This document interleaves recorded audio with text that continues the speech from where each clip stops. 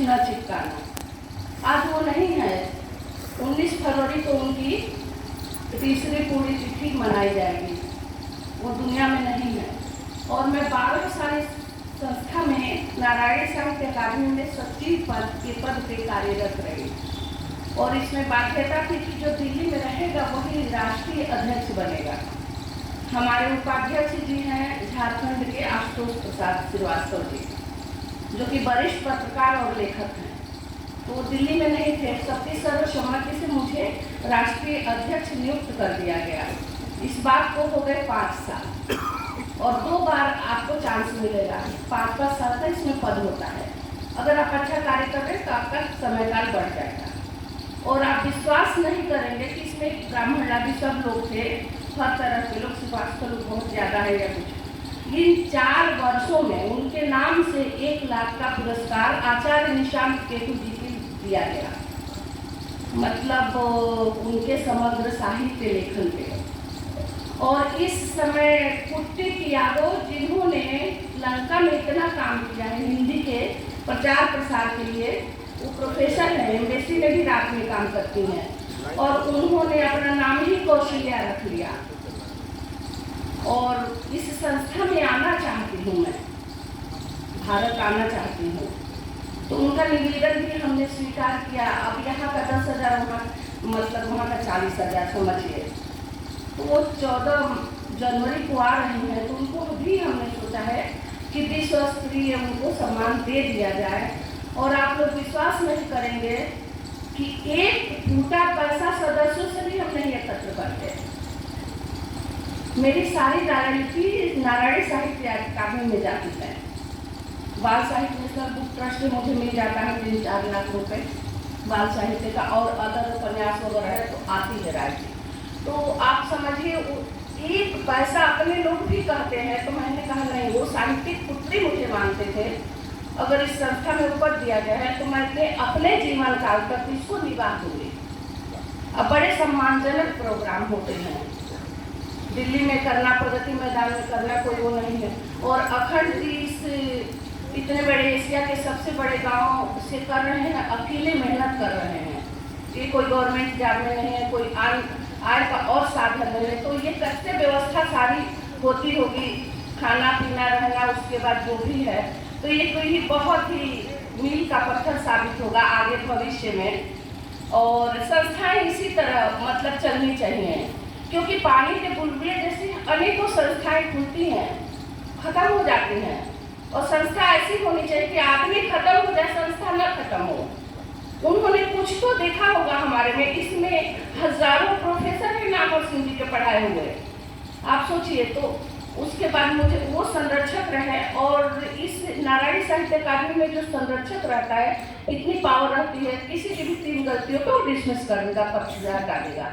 ये नहीं कि नाम के लिए ठप्पा है, हम अपनी संस्था को ले करते रहें, ऐसे में कुछ। तो एक संस्था का दायित्व तो ये होता है कि अपनी गरिमा को बनाए रखे, चाहे वो 1 कप चाय में 1 कविता पढ़वाए, साहित्यिक कुछ तो कर रहा है, भाषा के विकास के लिए कुछ तो हो रहा है।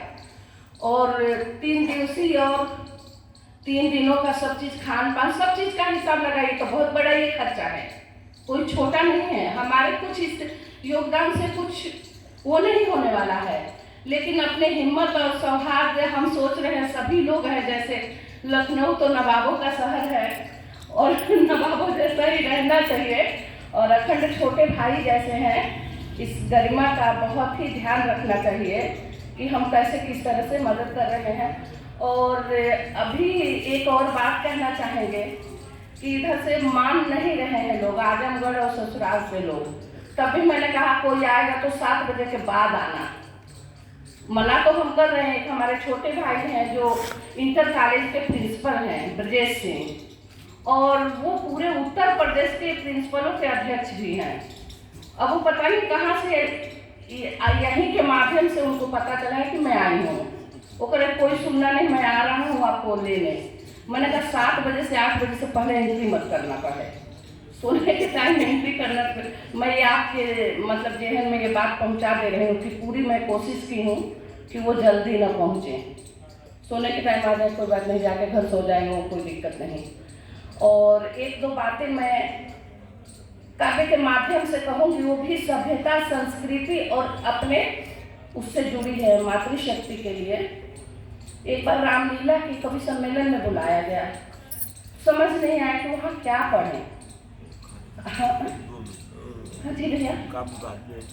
तो मेरा ये है कि वहीं उसी टाइम कुछ लिखा और उसको पढ़ दिया।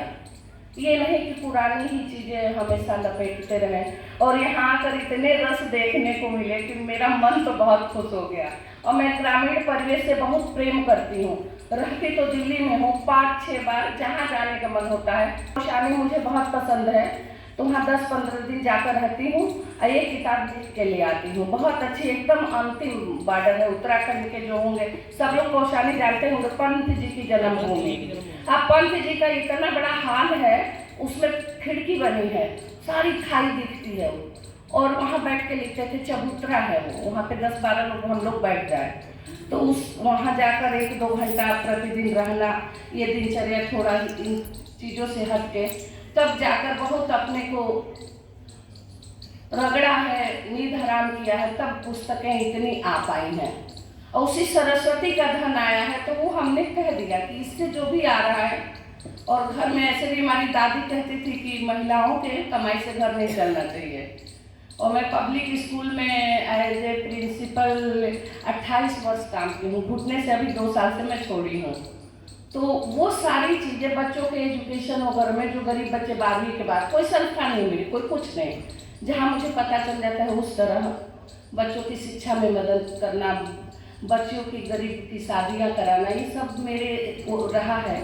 और इन सबों में पूरा किलो सोना चला गया है। एक नोजपिन नहीं है हमारे पास, ना हमें शौक है, मतलब ये इन सब कार्यों में। तो मैं जानती हूँ कि यहाँ से कैसे ये कर रहे हैं, और वो चीज़ें अगर हम किसी तरह से हेल्प कर पाएँ, हौसला बढ़ा पाए, तो वही बहुत है। बाकी तो सब हो जाता है। धन्यवाद। जय हिंद, जय भारत।